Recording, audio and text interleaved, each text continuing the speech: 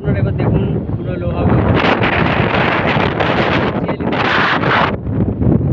এটি কিন্তু একটি বিশাল হেরিটেজ মুসলমানদের যারা মুসলিম ধর্মের মানুষজন তাদের জন্য এটা একটা বিশাল হেরিটেজ জায়গা। এই যে হাজি আলি দরগাটা, তো তাদের মেন একটা প্রধান ধর্মকেন্দ্রের মধ্যে এটা একটা।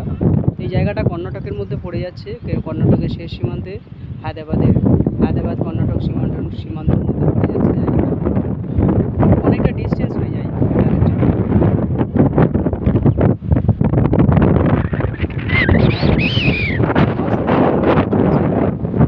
লেভেলের হাওয়া চলছে দর্শক।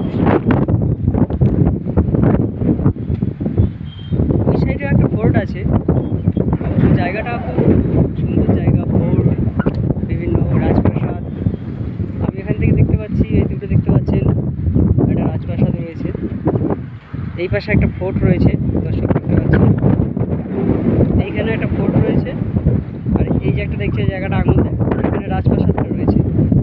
আর এই যে এই জায়গাটা দেখতে পাচ্ছেন দুটো পিলার মতো উঠে রয়েছে, এটা হচ্ছে একটা দরবাজা টাইপের রাজঘরানার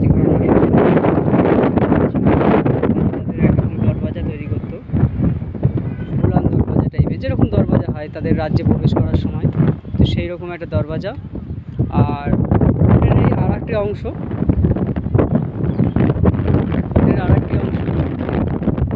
এইখানেও ঠিক সেমনভাবে কামান রাখা রয়েছে যুদ্ধের সময় মোকাবেলা করার জন্য।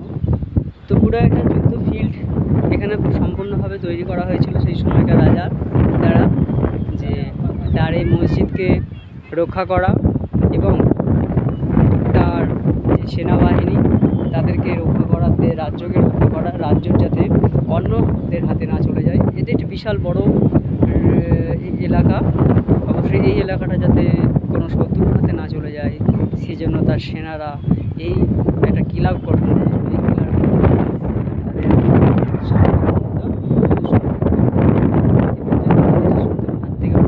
সেই জন্য এই কিলাটি খুব সুনিপুণভাবে তৈরি করা আছে। অবশ্য কিলার আগে আপনি দেখতে পারবেন একটা খাই মতো রয়েছে, কিলাকে ঘিরে একটা বড় খাই রয়েছে। মানে এইটা হচ্ছে ভারতের ইতিহাসের কিলার ইতিহাসে দেখা যায় যে কিলার পৌঁছানোর সময় কিলার আগে একটা বড় নদী টাইপের খাই টাইপের থাকে। অবশ্যই খাইটা মেন নদীর সঙ্গেই যুক্ত থাকে, কিন্তু পুরো কিলাটাকে কভার করে, মানে খনন করানো হয়, কৃত্রিমভাবে খনন করিয়ে কিলারটা তৈরি করা হয়,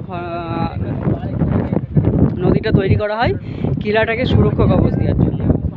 তারপরে থাকে হচ্ছে আপনাদের যেমন দেখালাম প্রথম দিকে যে প্রথম একটা দরজা থাকে, প্রথম বড় দরজা, ওই প্রথম বড় দরজা বা প্রথম যে বড় প্রাচীরটা থাকে ঘেরা, সেই প্রাচীরটা হচ্ছে প্রথম কক্ষ।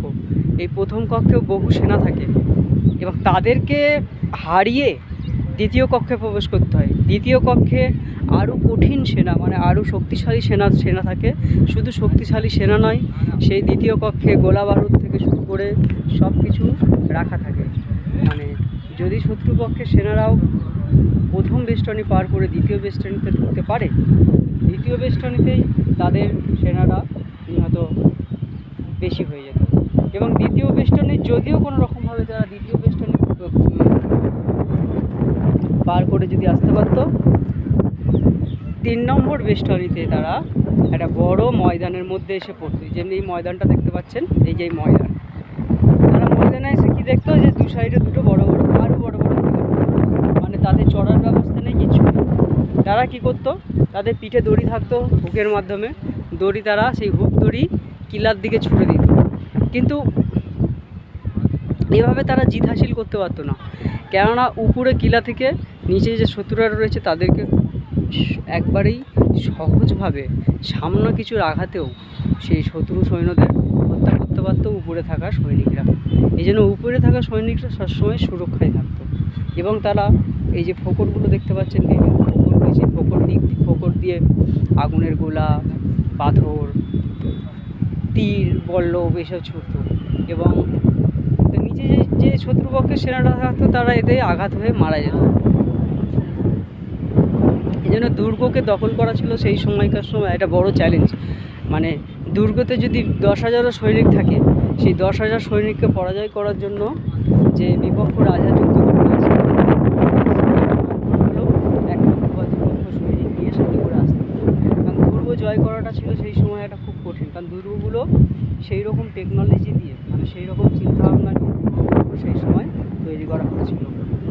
এবং যদিও দ্বিতীয় বছরে তো প্রবেশ করতে পারতো, তার আগেও একটা করে বড়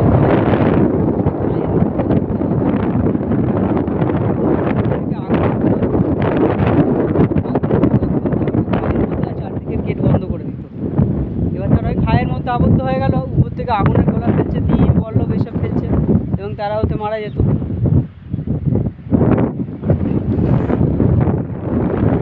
দর্শক, আপনারা দেখলেন যে জায়গাটির লোহাগড় কেলা, তার অপূর্ব সুন্দর জায়গা। অবশ্য দ্বিতীয় একটি কেলা রয়েছে, তাতে এখনও আমার যাওয়া হয়নি।